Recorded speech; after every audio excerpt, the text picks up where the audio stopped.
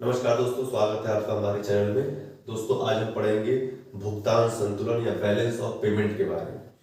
तो भुगतान संतुलन या बैलेंस ऑफ पेमेंट किसी एक देश के निवासियों द्वारा किसी दूसरे देश के निवासियों द्वारा एक वर्ष के दौरान जो व्यापार का लेन देन होता है, निर्यात और आयात होता है, उसे ही हम भुगतान संतुलन कहते हैं।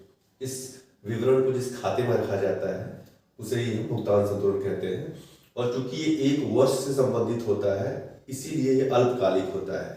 इससे किसी भी देश के दीर्घकालीन अर्थव्यवस्था की स्थिति पर प्रकाश नहीं डाला जा सकता।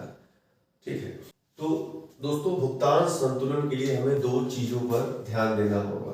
पहली है निर्यात और दूसरी है आयात।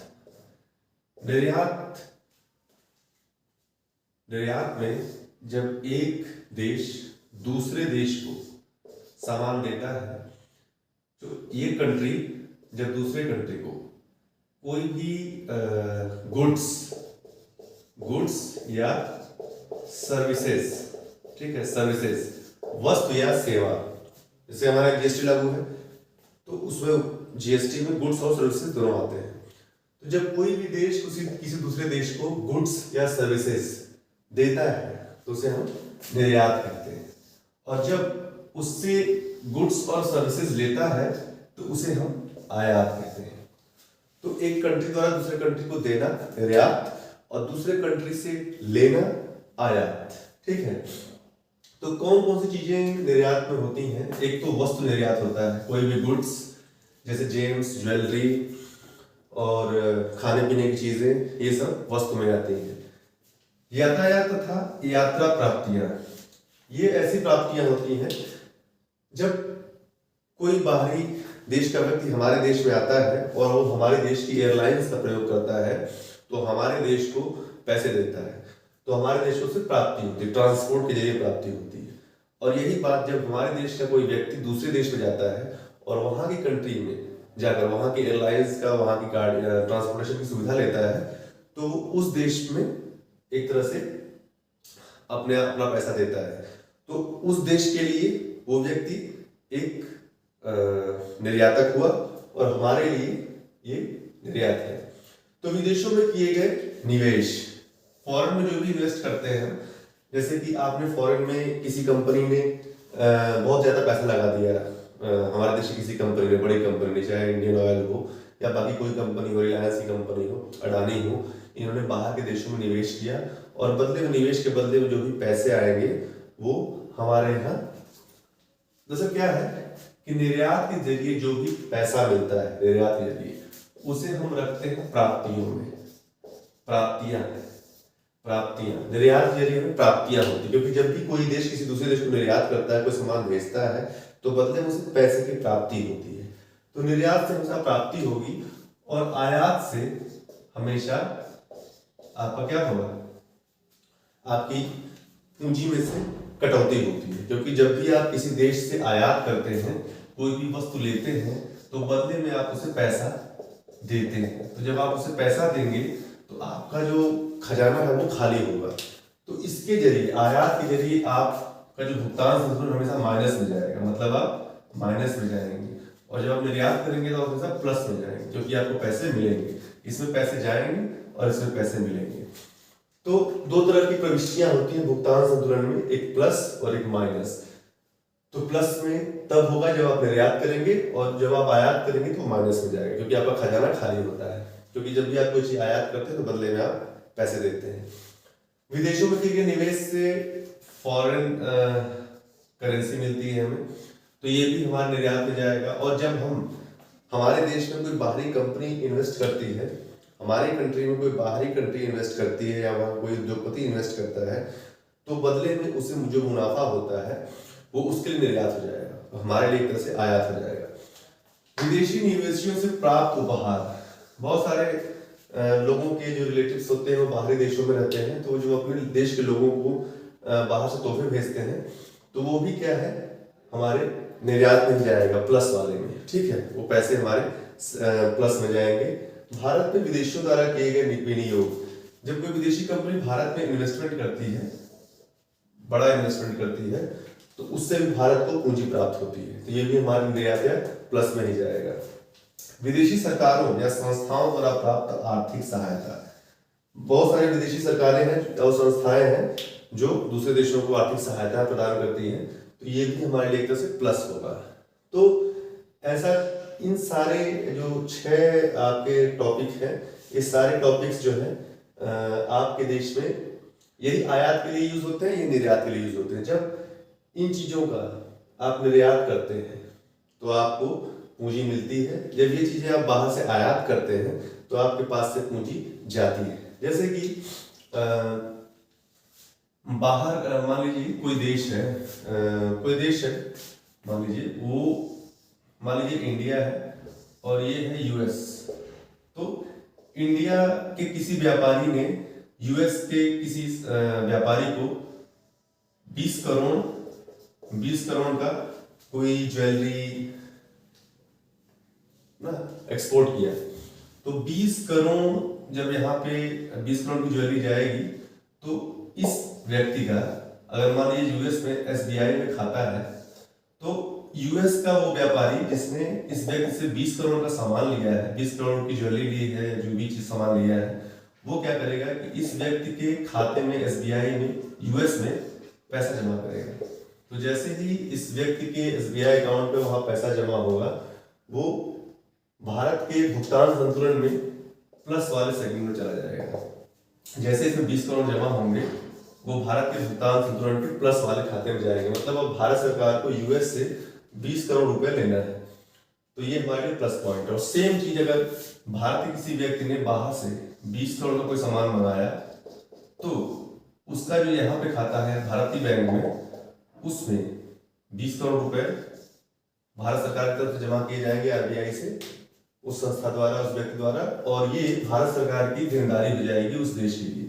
तो अब ये हमारे लिए माइनस हो जाएगा, जो हम उस कंट्री के व्यक्ति को देंगे वो हमारे लिए माइनस हो जाएगा। हमारे लिए आयात किया है हम, तुम्हारे जो भुगतान संतुलन खाता है उसमें माइनस कैटेगरी में चला जाएगा। तो इस तरीके से आयात निर्यात के जरिए हमें पैसे प्राप्त होते हैं और हमारे यहाँ से पैसे जाते हैं। तो दोस्तों, किसी भी देश का जो भुगतान संतुलन है वो 2 खाते में होता है, एक चालू खाता होता है और एक पूंजी खाता होता है। तो चालू खाते में दृश्य अदृश्य 2 होते हैं। तो दृश्य में सभी वस्तुएं होती हैं, जो भी वस्तुएं भारत या दूसरे देश, जब हमारे देश में कोई भी सामान आता है बंदरगाहों से, तो उसको पोर्ट पर रिकॉर्ड किया जाता है। तो जितनी भी वस्तुएं आती हैं, चाहे खाद्य हो, चाहे तेल हो, चाहे जेम्स हो, ज्वेलरी हो, कुछ भी हो, तो चीनी, चाय की पत्ती, कॉफी, जो भी हो, ये सब पोर्ट पर रिकॉर्ड की जाती है। पोर्ट पर इन्हें बंदरगाह पर रिकॉर्ड किया जाता है, ठीक है। इससे ये दृश्य में आती है। अब इसके अलावा जो सेवाएं होती हैं, सर्विसेज, तो सर्विसेज जो है सेवाएं और एक पक्षी हस्तांतरण, ये 2 चीजें अदृश्य खाते में आती हैं। अदृश्य खाते में 2 चीजें आती हैं, एक सेवाएं आती हैं, दूसरा एक पक्षी हस्तांतरण आता है। तो सेवाओं में जैसे यातायात सुविधाएं, कोई भी देश का नागरिक अगर यहाँ आएगा तो यहाँ की यातायात सुविधाओं का फायदा उठाएगा। इसके अलावा बैंकिंग और बीमा के जो क्षेत्र हैं, पर्यटन यात्रा सेवाएं, जो ट्रेवलिंग सेवाएं दी जाती हैं, शिक्षा पर ट्रेनिंग, कोई बाहर का नागरिक, यहाँ पे कोई बाहर का अगर स्टूडेंट आता है, वो यहाँ पे शिक्षा पर जो ट्रेनिंग लेता है, या हमारे देश का कोई स्टूडेंट बाहर जाकर शिक्षा पर जो ट्रेनिंग लेता है, तो अगर वहाँ का व्यक्ति यहाँ आकर इन सुविधाओं का लाभ उठाएगा, बाहर का व्यक्ति अगर हमारे देश में आकर इन सुविधाओं का लाभ उठाएगा, तो वो उसके बदले हमें पैसे देगा। तो हमारा एक तरह से हमने उसे सेवाएं निर्यात, हम उसे सेवा निर्यात कर रहे हैं, सेवा दे रहे हैं, सेवा के बदले वो हमें भुगतान कर रहा है। तो ये सारे हमारे प्लस में जाएंगे, ये सब जो है हमारे प्लस में जाएंगे। और जब हमारे यहाँ का स्टूडेंट या हमारे यहाँ के लोग वहाँ जाएंगे एज ए पर्यटन या एज विद्यार्थी या कोई भी और अन्य सेवाएं, डॉक्टर, वकील या कोई भी अन्य सेवाएं देने के लिए, तो वो जब वहाँ जाएंगे अपनी सेवाएं देने, तो उस देश से उन्हें मुद्राएं हासिल होंगी, तो ये भी हमारे प्लस में जाएगा। लेकिन जब हम उनकी सेवाएं लेंगे, चाहे उनके यहाँ जाकर लें, चाहे वो हमारे यहाँ आकर दें, तो दोनों ही स्थितियों में जब वहाँ के लोग हमें अपनी सेवाएं देंगे, तो बदले में हम उन्हें पैसे देंगे। तो ये उनके प्लस में जाएगा और हमारे माइनस में हो जाएगा, ठीक है। तो बैंकिंग और बीमा की सुविधाएं अगर हम बाहर से ले रहे हैं, बाहरी बैंकों में या बाहरी बीमा कंपनियों की सुविधाएं ले रहे हैं, तो बदले में हमें पैसा देंगे, तो ये हमारे माइनस में होगा। और अगर वो हमारी बैंकिंग बीमा का लाभ उठा रहे हैं तो हमारे लिए प्लस हो जाएगा, क्योंकि बदले में पैसा मिलेगा। ऐसे ही पर्यटन यात्रा सेवाएं, ट्रैवलिंग, शिक्षा की ट्रेनिंग, राजनयिक या मैट्रिक लोग, जो खास व्यक्ति होते हैं, जो जिनकी एम्बेसी से, बहुत सारे देशों की एम्बेसी हमारे देश में और उन देशों में हमारे देश की एम्बेसी है, तो वहाँ पे कुछ खास लोग होते हैं, तो उनको जो सुविधाएं मिलती हैं या सुविधाएं दी जाती हैं वो भी इसी सेवाओं में आती है। इसके अलावा ब्याज, लाभ, लाभांश और रॉयल्टी, इसके जरिए काफी सारी पूंजी आती है जो कि निवेश के द्वारा होता है, तो ये सब सेवाओं में आती है। एक पक्षीय हस्तांतरण दो तरह का होता है, सरकारी और निजी। तो जब दो देशों या दो देश के नागरिकों के बीच होता है, इसमें वो एक दूसरे को उपहार दे सकते हैं, दान दे सकते हैं, अनुदान दे सकते हैं और चंदा दे सकते हैं। तो एक पक्षीय हस्तांतरण और सेवाओं को दोनों को मिला दिया जाएगा, तुम्हारा अदृश्य खाता बनेगा। तो चालू खाते का घाटा जितना ही बढ़ेगा उतना ही हमारा राजकोषीय घाटा भी बढ़ेगा, जो कि कुल घाटा होता है। राजकोषीय घाटा मतलब सरकार का पूरा जो घाटा सब मिलाकर, अभी हम पूंजी खाते पर चर्चा नहीं कर रहे हैं, बाद में करेंगे। तो राजकोषीय घाटा बढ़ेगा अगर सरकार का, तो सरकार इस घाटे को पूरा करने के लिए अधिक से अधिक राजस्व वाले उपाय अपनाएगी, ज्यादा से ज्यादा टैक्स बढ़ाएगी, कई जगहों से टैक्स वसूलेगी, अपने खर्चों में कटौती करेगी, निर्यात को बढ़ावा देगी, आयात को घटाएगी ताकि निर्यात से हमें ज्यादा पूंजी मिले, और आयात को कम करेगी ताकि हमारी पूंजी बाहर ज्यादा न जाए। अगर इससे भी काम नहीं बनेगा तो वो ऋण देगी विदेशों से, बाहरी बैंकों से, विदेशी संस्थाओं से, और उससे भी नहीं होगा तो लास्ट ऑप्शन होता है वो है आरबीआई से। वो इसमें लास्ट में ऑप्शन होता है नोट छापने का। जब सरकार सारे उपाय कर लेती है उसके बाद वो घाटा पूरा नहीं कर पाती है तो आरबीआई अतिरिक्त नोट छापता है। तो अतिरिक्त नोट छापने की व्यवस्था को घाटे की वित्त व्यवस्था कहते हैं। ये किसी भी देश की अर्थव्यवस्था के लिए अच्छा नहीं होता है। तो घाटे, क्योंकि जैसे ही आप ज्यादा नोट छापेंगे, मार्केट में ज्यादा नोट आएंगे, तो मार्केट में पैसे का फ्लो होते ही आपकी मुद्रा की वैल्यू कम हो जाती है। तो नोट छापना जो है अच्छा संकेत नहीं माना जाता है, ये बिल्कुल लास्ट ऑप्शन होता है किसी देश के लिए। तो उसे घाटे की वित्त व्यवस्था कहा जाता है। तो आज के सेगमेंट में हमने देखा भुगतान संतुलन और उसमें चालू खाते का क्या रोल है वो। अब अगले में हम देखेंगे पूंजी खाते के बारे में।